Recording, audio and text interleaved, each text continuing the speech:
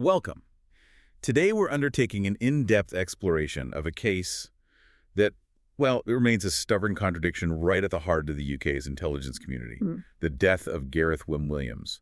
And this story is a deeply disturbing blend of top-secret operations, intense privacy, and a crime scene so improbable it forces you to question every single official explanation. It really does. Gareth Williams was an analyst for GCHQ, that's Britain's signal intelligence agency, and he was on secondment to MI6 in London. Right, the Secret Intelligence Service. Exactly. And in August 2010, at just 31 years old, his life ended inside a supposedly secure flat in Pimlico. And the details of that final scene, they are precisely why, over a decade later, this case is still so profoundly unsettling. The single image, the one that you just can't shake, is the discovery of his body. Gareth Williams was found naked, zipped inside a large red North Face sports bag. A duffel bag. Which was then padlocked from the outside and then placed into the bathtub of his ensuite bathroom. And right there, that's the core conflict that all our sources grapple with. You have a senior coroner who, after hearing months of evidence and expert testimony, concluded the death was unnatural and likely to have been criminally mediated. She was satisfied he was killed unlawfully. An unlawful killing? Yes. But then, the Metropolitan Police's subsequent extensive reinvestigation concluded that the most probable scenario was that Williams died alone, accidentally locking himself inside that bag. That gulf, unlawful killing versus a solitary accident, it's just massive. Our purpose today is to meticulously scrutinize the available sources, dissecting the conflicting evidence and, the institutional failures that allowed this contradiction to persist. And we have to acknowledge the profound sensitivity of this material. This is a tragedy for Gareth Williams and his family, who've had to navigate these completely opposed official narratives for years. Absolutely. So to really understand what's at stake here, I think we have to start with the man himself. We do.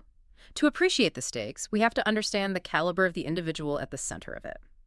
Gareth Williams was an exceptional mind, born in Anglesey, Wales, a proud Welsh speaker, and his academic trajectory was, well, it was nothing short of brilliant.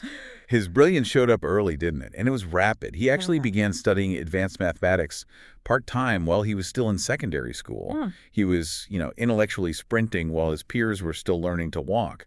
This all culminated in him achieving a first-class honors degree from Bangor University when he was just 17 years old. 17. I mean, just think about that. And he didn't slow down there. He went on to get a PhD from the University of Manchester. The sources really emphasize that Williams wasn't just highly educated. He possessed this rare aptitude for cryptography and complex problem solving. Skills that are perfectly tailored for the world of signals intelligence. Perfectly. Which is what led him, naturally, into that realm. In 2001, he joined GCHQ in Cheltenham. And this was his preferred environment, wasn't it? Quiet, focused, out in the countryside. For nearly a decade, he rented a room in Prestbury. He was known there as an intensely private man who, cherished his routine and his bicycle. He did. But the nature of his talents meant he was eventually needed elsewhere. By 2009, he was on the secondment to SIS, or MI6, in London. He was serving as a junior analyst, housed in that secure, government-owned flat at 36 Alderney Street in Pimlico. And that move, it immediately altered his exposure profile. It shifted him from a technical, sort of unseen environment in Cheltenham right to the operational front lines in central London. And this is crucial. The sources confirm he was immersed in highly volatile, high-stakes international intelligence work. He had recently qualified for operational deployment and was collaborating directly with the highest levels of U.S. intelligence. The NSA and the FBI. The NSA and the FBI, yes. His specific focus was tracing international money laundering routes. Now, we need to pause here and really appreciate what that means. This isn't just basic white-collar crime tracing. Not at all. He was dealing with the financial arteries of major global organized crime groups. The sources specifically mention he was focused on Moscow-based mafia cells.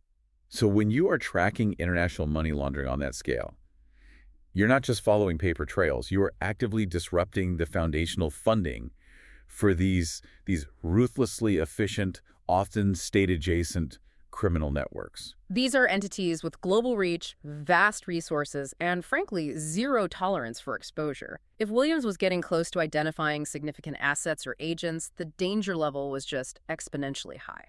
Right. The work itself provides a clear and compelling potential motive for professional foul play. It links his death directly to the sensitive information he possessed. Absolutely. But then you have to juxtapose that professional risk against his personal feelings about the job in London. Yes, the sources paint a picture of a man who was profoundly unhappy with his immediate surroundings. He was, as we said, an intensely private individual, a keen cyclist. He preferred the solitude and physical exertion of rural life. He strongly disliked the culture he found at SIS. It was characterized in the sources as the rat race. It involved flashcard competitions and a post-work drinking culture. For a highly introverted, intensely focused mathematician, this environment was just clearly draining and completely incompatible with his personality. And this discontent is such a critical detail because he wasn't committed to the London Post long term. No, not at all. The sources confirm he had formally requested to end his assignment and return to GCHQ in Cheltenham. His London second custom was actually due to finish very shortly, on September 3, 2010, right after his scheduled annual leave. So if he was targeted because of his work, that timing is deeply significant. That's incredibly significant. An adversary may have felt they had a very, very small window of opportunity to neutralize him before he returned to the deeper protection and more insular environment of GCHQ headquarters. The convergence of that high operational risk and his imminent departure, it just creates a highly ambiguous context for his final days. It does. Which brings us to the scene of the tragedy itself. And we have to start with the timeline of the discovery, which has drawn so much justified criticism. It's devastating. The estimated date of death was the early hours of Monday, August 16, 2010. Williams was supposed to have attended a work meeting that Monday morning. He didn't show up. And yet, the alarm bells did not truly ring for an entire week. A whole week. The discovery itself only happened after colleagues initiated a welfare check. Police eventually entered the flat at 76 Alderney Street on Monday, August 23rd.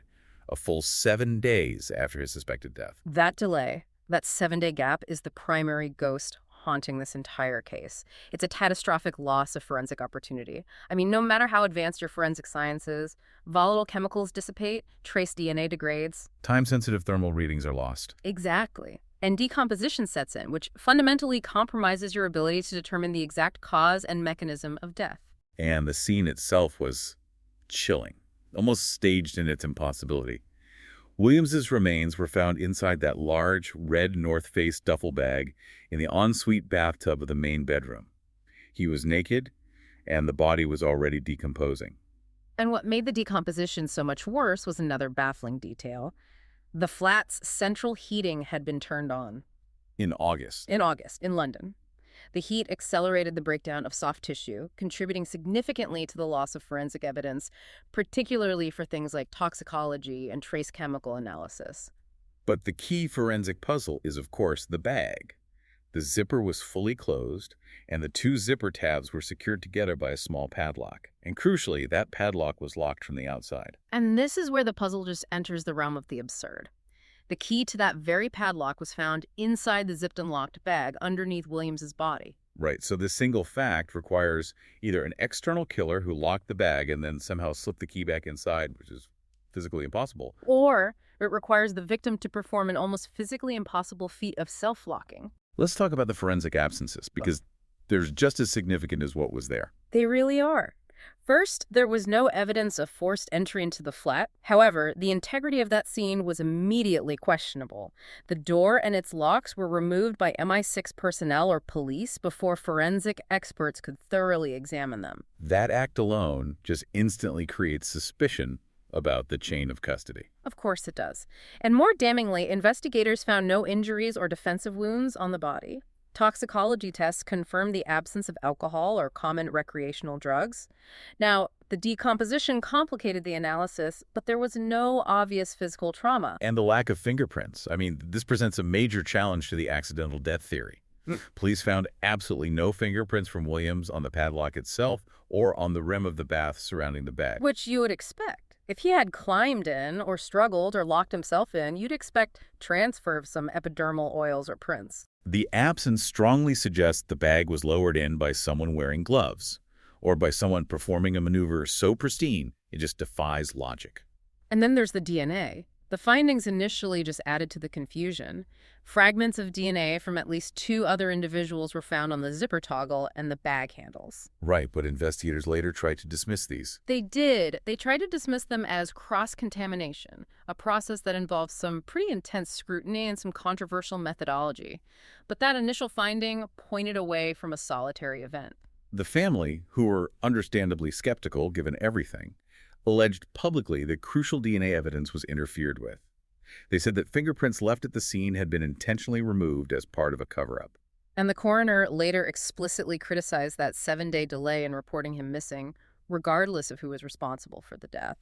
She said it compounded the family's suffering and severely limited the investigation's effectiveness. Which seems undeniable. Once the death was confirmed, the security apparatus of the British state immediately took over the inquiry, didn't it? And that changed its nature entirely. It did. Almost instantly, there was a security blockade.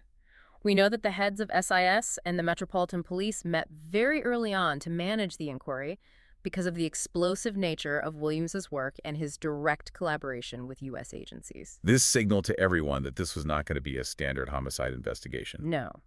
And this is where political intervention became formal. The U.S. State Department requested maximum secrecy regarding Williams's work.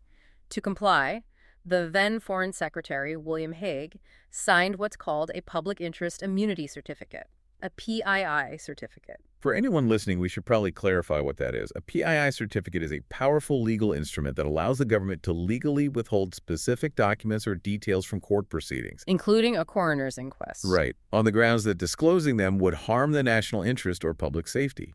And the use of that certificate here immediately fueled suspicion of a cover-up.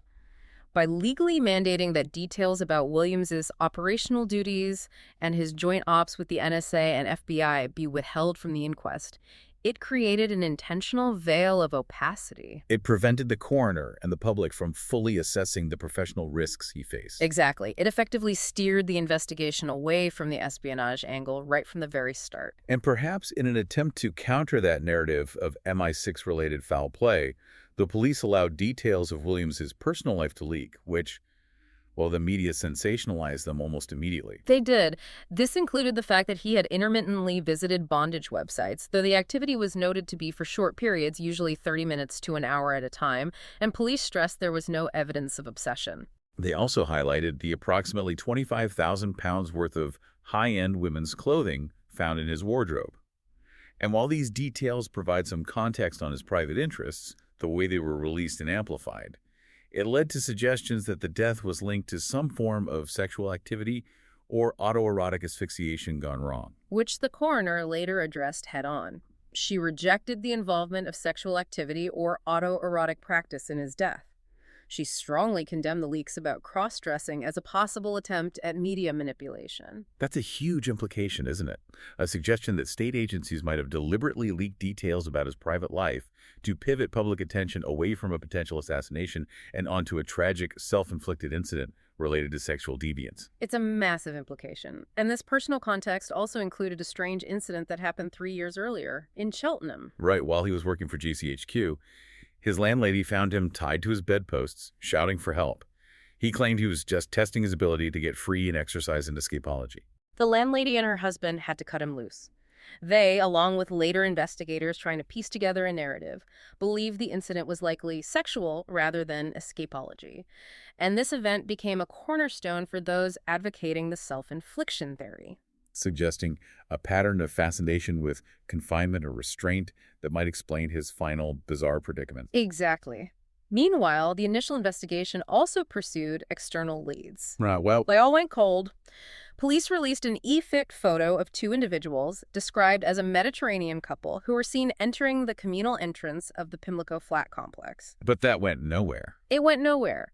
Police later definitively determined that these individuals had nothing to do with the inquiry. They were simply misidentified residents or visitors. Another false trail that consumed valuable resources and time. And we can't overlook the compounding effects of that major forensic blunder. Early on, DNA found on Williams's hand was initially and very sensationally attributed to an unknown third party. Right, suggesting a struggle or direct contact with an assailant. It caused immediate alarm. And the reality, as it turned out, was profoundly disappointing and just, damaging to the investigation's credibility. The DNA contamination came from one of the forensic scientists. It was a wholly internal error. The forensic company, LGC, had to issue an apology. So the cumulative impact of the delayed reporting, the PII certificate creating secrecy, and then significant forensic errors. It just served to erode public trust and severely complicate the narrative for Williams's grieving family. The sheer volume of these contradictions, the locked bag, the lack of prints, the accelerated decomposition, it meant the inquest led by coroner Fiona Wilcox became a real battleground between physical reality and theoretical possibility. And the central question for the coroner was intensely focused. Was it physically possible for Gareth Williams to have locked himself inside that bag naked and unaided? And the answer required rigorous testing, not just speculation. This is where the technical details are so crucial. 2 expert witnesses were called to test the self-locking hypothesis. They used a similar red North Face bag and were instructed to attempt the maneuver. The results were damning for the accidental theory. The experts made an astonishing 400 attempts to lock themselves inside the bag. 400. And in 0 instances were they successful. The challenge lay in the physical mechanics. Once you're zipped up, the position of your shoulders and the direction of the zipper mechanism make it nearly impossible to reach back and manipulate that tiny padlock catch, especially without leverage while you're contorted inside that confined space. So it's basically impossible. One expert, while failing to do it himself, conceded there was a small chance it might be technically possible. But the overwhelming consensus presented to the coroner was that Williams could not have locked the bag himself. And this evidence was central to her final determination. And the pathological evidence seemed to back that up. It did. Pathologist Richard Shepard suggested that because of the very specific contorted position in which Williams's body was found, he was most likely still alive when he entered or was placed inside the bag. He said positioning a corpse in that manner would have been extremely difficult. So if he was alive, the manner of death would have been terrifyingly rapid. Incredibly rapid. Another pathologist determined that once the bag was zipped and locked, Williams would have been overcome by hypercapnia, that's elevated carbon dioxide levels, in just 2 or 3 minutes. 2 or 3 minutes. That's all. Hypercapnia occurs because the small air supply is rapidly exhausted, and the victim quickly begins rebreathing their own exhaled CO2. This rapidly lowers blood oxygen levels and causes unconsciousness and death within minutes. So any struggle, any attempt to escape would have been cut brutally short. Which aligns with the lack of defensive wounds. It points strongly toward a sudden, incapacitating mechanism of death, possibly involving poison or rapid suffocation. And this overwhelming combination of physical impossibility and rapid death led coroner Fiona Wilcox to her powerful, clear conclusion on May 2nd, 2012. She delivered a narrative verdict. She found that, on the balance of probabilities, which is the legal standard for inquests, Williams' death was unnatural and likely to have been criminally mediated. She stated explicitly, "I am satisfied that on the balance of probabilities that Gareth was killed unlawfully." Her conclusion was so direct, she was satisfied that another party placed the bag containing Williams into the bath and, crucially, locked the bag from the outside. And she suggested the likely cause of death was either rapid CO2 poisoning or the use of a short-acting poison introduced shortly after he was secured inside. But her verdict wasn't just about the cause of death, was it? It included this blistering condemnation of the security agency's handling of the case. It did. She criticized SIS for the 7-day failure to report him missing, noting this negligence directly caused the loss of crucial forensic evidence and exacerbated the family's anguish. It was a clear finding of a failure of their duty of care. And she also openly condemned the media leaks about his private life, suggesting they were a deliberate attempt at media manipulation. Yes, essentially the judiciary accusing the security apparatus of trying to shift the blame away from espionage and homicide and onto a bizarre personal mishap. And then there was the revelation about the memory sticks. Perhaps the most damaging revelation for the police. She criticized the Metropolitan Police's Counterterrorism Command, SO15, for failing to disclose the existence of 9 memory sticks and other property found in Williams' SIS office before the inquest began. And the fact that SO15 was involved is significant, right? The use of a counterterrorism unit for a potential homicide immediately signals the investigation was considered highly sensitive, potentially politically charged. Absolutely. And their failure to disclose those memory sticks suggested to the coroner that the police were either incompetent or deliberately obfuscating information. It made the possible involvement of SIS staff a legitimate line of inquiry that had not been properly pursued. After this explosive verdict, the family released a statement, and they voiced their belief. They did. They stated they believed a member of some agency specializing in the dark arts of the Secret Services was involved in his death. For them, the coroner's forceful, evidence-based verdict just solidified their suspicion of professional foul play and a cover-up. So the coroner's verdict of unlawful killing, along with her very high-profile criticism of SIS and the police, it was essentially a public demand for accountability. It was, and this prompted the Metropolitan Police to launch a comprehensive 12-month reinvestigation into the matter. And this reinvestigation was significant because the police claimed they were granted unprecedented access to serving MI6 staff. Yes, this was supposed to address the issues of secrecy and lack of cooperation that the coroner had highlighted. They re-examined all the evidence, including those failed self-locking attempts, and they conducted new interviews. The expectation was that this would either confirm the coroner's finding or, definitively prove the self-locking theory with some new piece of evidence.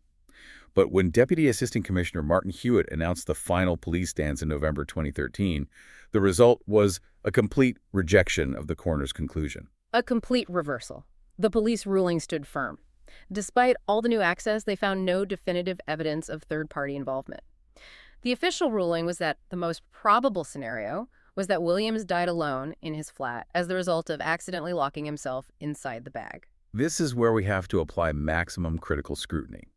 The police essentially elevated a remote, theoretically possible scenario, one which two experts failed to replicate 400 times over the evidence-based balance of probabilities standard used by the judiciary, which pointed to homicide. And they offered a sophisticated justification to explain that critical lack of forensic evidence. Hewitt suggested it was theoretically possible for Williams to have lowered himself into the bag while already zipped up, or performed the maneuver without touching the rim of the bath or the padlock. Just think about the physics involved there.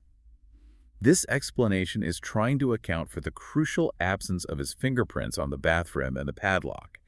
It requires an extraordinary act of contortion, performed naked, alone, in a confined space, with precision movements that defy the physical realities that were demonstrated during the inquest. The police's conclusion rests entirely on the premise that Williams executed an impossible maneuver perfectly, resulting in his accidental demise, may be linked to his prior interest in self-confinement. It just forces you to ask, how can an investigative body reject the strong forensic conclusion of the coroner, who heard all the same evidence and instead prioritized the least likely explanation? To many, this reversal, coming after unprecedented access to MI6, suggested that bureaucratic convenience and the protection of intelligence assets had overridden the pursuit of justice and forensic reality. The police did acknowledge they couldn't rule out third-party involvement, especially given the 7-day delay. They did, but they stated there was simply no evidence to support it. And this ambiguity essentially allowed the intelligence services to avoid the coroner's finding of unlawful killing, leaving the Williams family in this perpetual state of contradiction between a judicial ruling of homicide and a police ruling of accident. And because those official conclusions remained fundamentally irreconcilable, the cases remained open in the public mind, allowing alternative theories rooted in espionage to persist. And to gain traction. The most sensational of these theories emerged in 2015, linking Williams's death directly back to his sensitive work tracing organized crime funds. This came from claims made by a former KGB agent, Boris Karpichkov, who had defected and lives in the UK. Yes. Karpichkov claimed that his sources in Russia pointed to the Russian Foreign Intelligence Service, the SVR, being directly responsible for the murder. And the narrative he put forth provided a chilling specific motive rooted in high-stakes espionage. The alleged motive wasn't just about money laundering, but about protecting a major Russian asset. Karpichkov claimed the SVR had tried to blackmail Williams into becoming a double agent, using information they'd gleaned from his private life. And when Williams refused, he allegedly threatened to expose a high-value Russian spy operating inside GCHQ Williams's home base. So according to this claim, Williams's threat to expose the agent escalated the situation beyond coercion. It forced the SVR to decide to exterminate him immediately to protect their agent inside the British intelligence hierarchy. It's the ultimate insider threat scenario.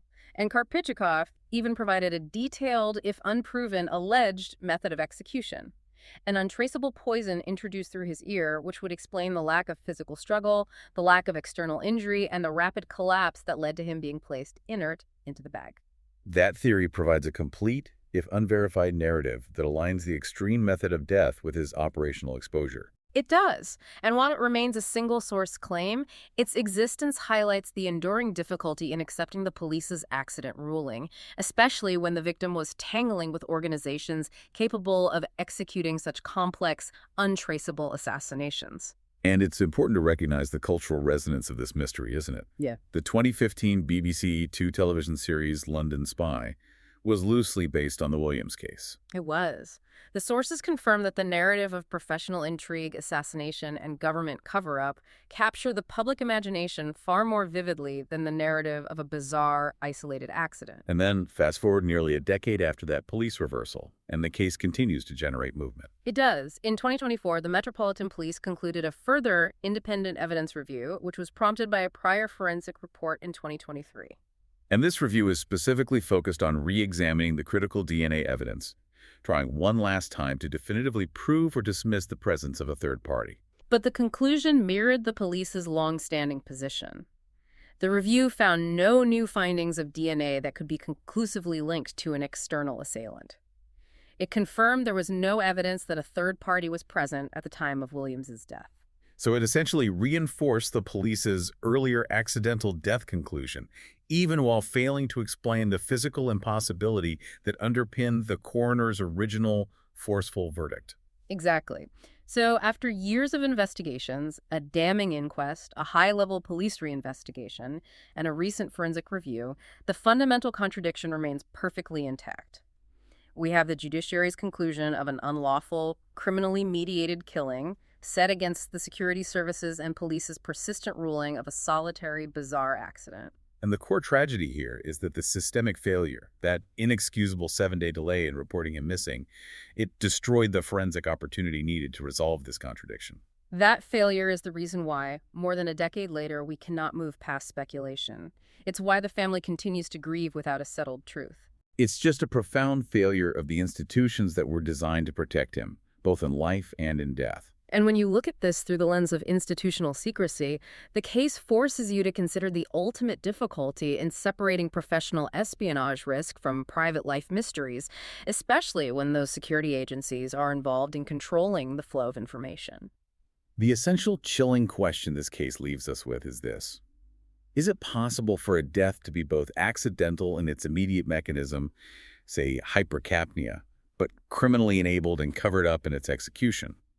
If an intelligence analyst was forced into that situation by actors connected to the enemies he was tracking. The enduring ambiguity of Gareth Williams's final moments serves as a powerful reminder of how challenging it is to find closure when security and intelligence services are linked to contested deaths. If you are interested in exploring how the Williams case fits into the wider context of contested conclusions, you might want to look into other listed unsolved deaths or complex, unusual deaths in the 21st century where the state's involvement has raised similar questions. We deeply appreciate you joining us for this extensive analysis of this complex and deeply sad story. We appreciate your attention. Thanks for listening.